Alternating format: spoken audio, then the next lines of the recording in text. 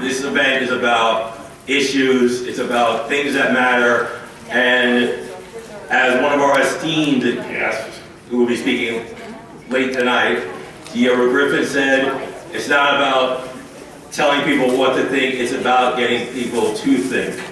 We want you to think after today. You may not agree with a lot of things people say, that's understandable.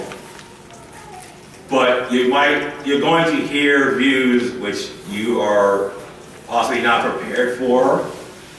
A lot of you are here for a certain speaker, but you're going to sit through many other speakers who may shock you with what they have to say. But we know it's important that you hear it. If you don't agree with it, hear it and listen to it. And wonder, maybe this is something that should matter to me as well. So, our first speaker is someone very dear to our hearts. The group, we have a group called Stay Long Island, and we show films, and the first one we ever showed was a film called Generation RX, about the effects of Big Pharma, the pharmaceutical industry on our children. And he's coming out with a new film, Letters from Generation RX, and we are honored to have him here, Mr. Kevin P. Miller.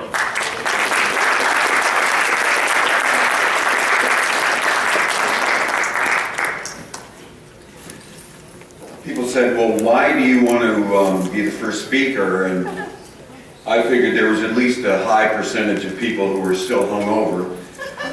And so some of my gaffes might, well, in the age of videotape, nothing will go over the head of anyone.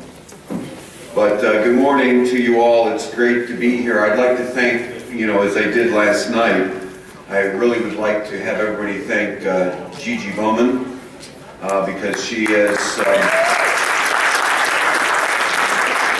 she's put herself on the line and she spent a lot of money, and that's something that we appreciate your support in being here. I attend events like this because it's important to support local and regional efforts, and so I'm indebted to Gigi for bringing me in. I'm going to get started with I like quotes, of course. I'm a writer and director. I've won a number of international film awards dating back to 1990, which really only reflects how old I'm getting as opposed to everything else. But I've covered topics that have been near and dear to me, and I started way back when with a film about kids in crisis. And I've done films about homeless war veterans to paint that awful picture of how readily we commit to war, yet rarely back the warrior when they come home. And I've done things, activistic things on a local and regional basis dating back decades, or even to raise money for food banks. So when I first stumbled into the whole idea of alternative medicines and medicine in general was 1993. And I don't know how many of you know Dr. Julian Whitaker. He's kind of an amazing guy who's from Newport Beach, California. And I knew who he was in a cursory way, but I received a phone call from him one day after he'd seen a film that I had produced called The War Within. And he said, do you know anything about vitamins and FDA? And I said, well, I take vitamins. I certainly know who FDA is. And he said, well, I just saw your film, and I'd be thrilled if you would consider doing a film about what we're facing right now. And of course, quote, what we were facing was the pre-Deshea era, the Dietary Supplement Health Education Act era.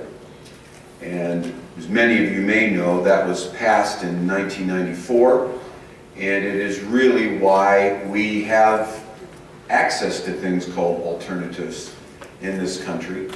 Because much like the mid-1970s, when then Senator William Proxmire was fighting the FDA to allow access to dietary supplements, to herbs, etc. You know, the FDA wanted to classify many of these things as drugs. So that started me on this path, and you know, considering my own beliefs and my own background, my parents were very, and my mom's still alive, thankfully, at 90 years old, are very conservative Republicans. And I was trying to make sense of how this all fit in. What was the role of this agency? What was FDA? And to my knowledge, I'm the only person that's ever gotten an interview with Michael R. Taylor, who a lot of you may know. He was second in command at FDA back in 93 through 95. He was David Kessler's lieutenant, as they say. He also is well known, and I've certainly written about this on my blog and elsewhere, as a person who's done an awful lot of work, both legal consulting and advising for Monsanto. So when I there's a great, I can't remember the name of the blog that I wrote about this, but I think it has Michael R. Taylor's name in it. And you know, as I tricked my way into Michael Taylor's office, of course this is all pre-internet and everything else, so I was able to sneak my way in.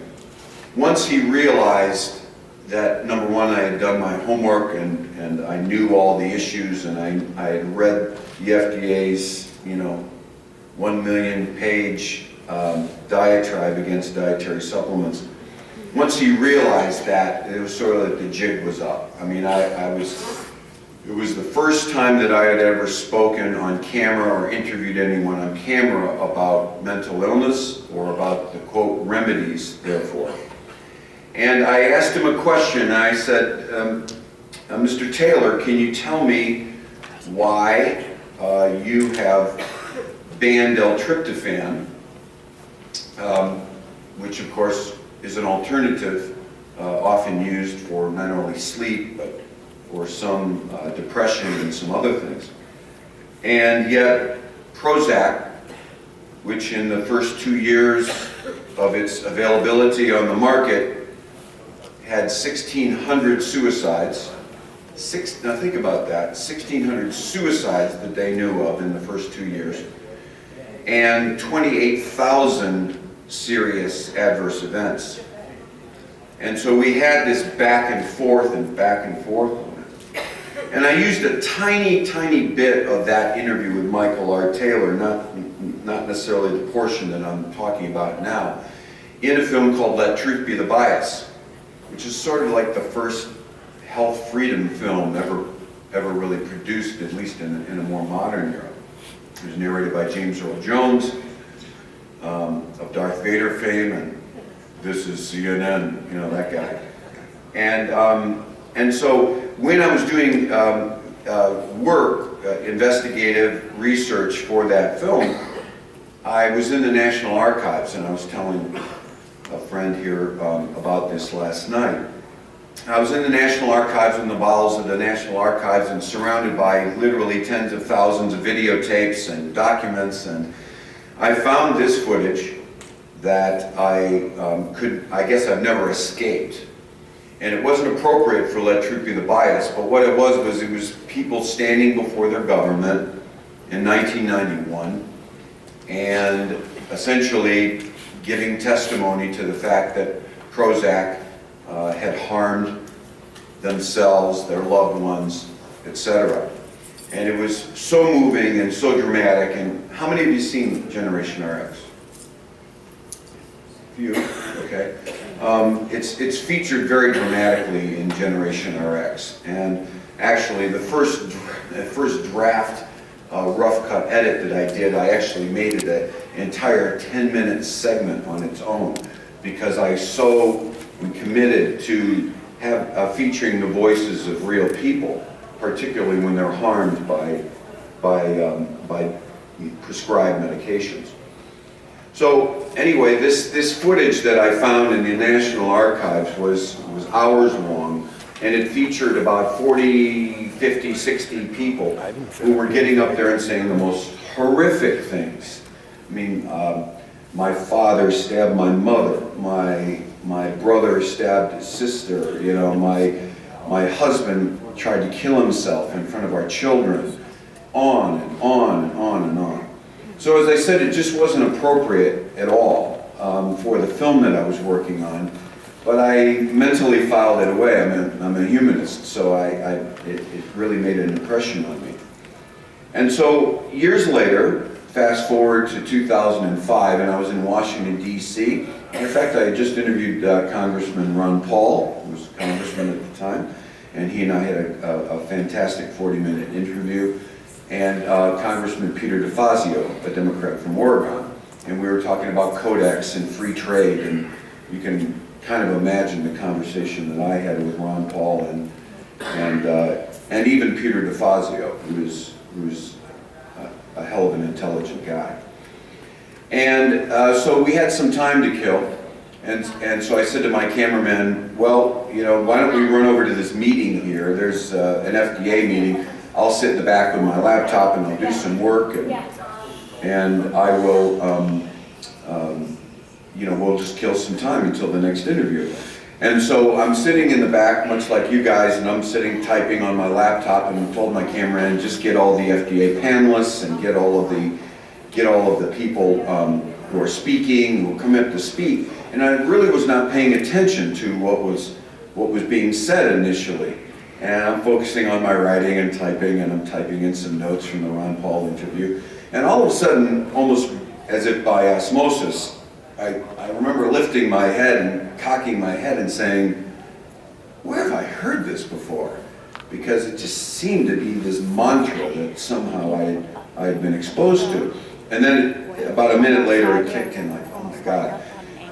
I heard this exact same thing in the 1991 FDA Prozac hearings, which at this point was 14 years before. Same tragedy, same death, same awful side effect, same horrific stories, 14 years later. And so I decided at that point, like, oh God, nothing has changed, nothing will change, you have to do a film about this. And so, maybe naively, I went into the idea of producing a film about mental illness and how it's being conventionally treated in our country. And so, you know, using that as a base of knowledge and information, knowing that these drugs, these psychotropics in general, were bereft with side effects, and that we had all these human stories, I went out to seek my own.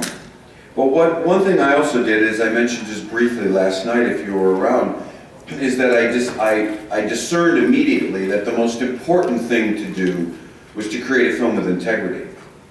And I think this is a really important message in a forum like this, because I've gone all over Europe and all over North America, you know, hundreds and hundreds of times, and attended events like this and spoken at events and seen films and everything else. And if there's one thing that I've learned from my 20 plus years of following FDA and following medical science and science in general, is that integrity of the information is the most vital commodity that we have. And if you leave things open to conjecture, if you fudge on the science, if you ignore certain studies, if you even appear imbalanced, and I don't mean journalistically balanced, because we know what a ruse that is in today's corporate journalistic environment. But if you ignore these things, you do so at your own peril. Because for me, I've been a writer, excuse me, since I was a kid. I mean, literally known since I was in 4th grade that I was a writer. But one thing that was always very important was, you know, the journalistic ethos of trying to write, trying to grab the largest audience humanly possible. And I've always considered it a failure that if I wrote the first line of what I'm writing, that, you know, you got to read to the end of the first paragraph, to the end of the first column, to the end of the second column, to the end of the story, or I considered it a failure. And in that same way, when we're talking about information that, let's just say safely, is, quote, out of the norm, it becomes really important that people have this sense of integrity. A lot of people ask me after 9/11, why don't you do a film about 9/11? Why don't you do, and I was very point blank why I would not do a film about 9/11. And it's because it's all conjecture. Aside from the facts that you can compile, I wasn't interested in trying to sort through literally tens of thousands of documents and still at the end of the day have to come up with my own conjecture. And so I'm a reluctant member of this society of conspiracy theorists. I almost resent it in a certain way, because Generation RX is not a conspiracy film. And the new film, Letters from Generation RX, is not a conspiracy film. It is a film laced with modern science. It is a film of human stories where people give their opinions and perhaps their conjecture, which is their right to do, being featured in one of my films. So, I'll sort of wrap up by saying that that is my main focus. And if I fail at that, I have failed. Because I do not want any movement, including this movement, and even an anti-psychiatry movement, which I'm not really part of, but I don't want anyone to be taken down by faulty facts in my films or my writing that people are spreading. So the reason that I did this film, and if you saw that, how many saw that last night? A little better percentage there. What I did was I'm featuring human stories because I figured that at the very least, a lot of you here seeking information, and we can learn through the eyes of our neighbors. And maybe if we don't learn from a doctor or a psychiatrist or a psychologist or from a teacher or a cop or anything, we can learn because we have been touched by the stories of our neighbors. And so, this is one letter, very brief, that I'm going to read to you. This is the whole reason why I put myself back out here to produce another film on this topic, and it will be my last. Hi, Kevin. I just saw the documentary Generation RX, and I wanted to say thank you for making it. This is the first time I've heard that some people oppose medicating children. I was medicated starting at the age of 10 for anxiety and insomnia starting in 1996. I was on Paxil, Wellbutrin, Effexor, and Ambien by the time I was 15. The side effects were so severe that I became psychotic, hallucinating, shaking, not sleeping for days at a time, and paranoid that inanimate objects wanted to kill me. My mother finally weaned me off the meds against doctor's orders, who wanted to counter the side effects with more drugs. And like magic, I was fine. I felt abused and angry when I realized the ignorance and hypocrisy of these psychiatrists. I was told my brain was broken when I was a child and that the drugs were the only way to fix me. I spent puberty in a medicated stupor. I don't remember half of those years, and I will never get them back. I don't feel so alone after seeing your documentary. I now know there are people like you that fight for a child's right to their own mind, a right that was stripped from me. So again, thank you. This film helps heal some old wounds. Good luck on your endeavors, Brianna. So, I guess the message I'll leave you with is that, we need to return to this pre-Deshay era of 1993, and many of you don't know what that means, but what it means is that's when we came together to fight for what I have termed medical freedom of choice.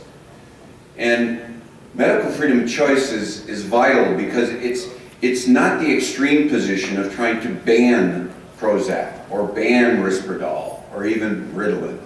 It's not coming from that position. But what happened, and really quite magically, in 1993 and 94, when we passed Deshay, was we had people come together across political differences, socioeconomic differences, religious, racial. Everyone came together because common sense dictated that we didn't want the pharmaceutical companies being in charge of our health.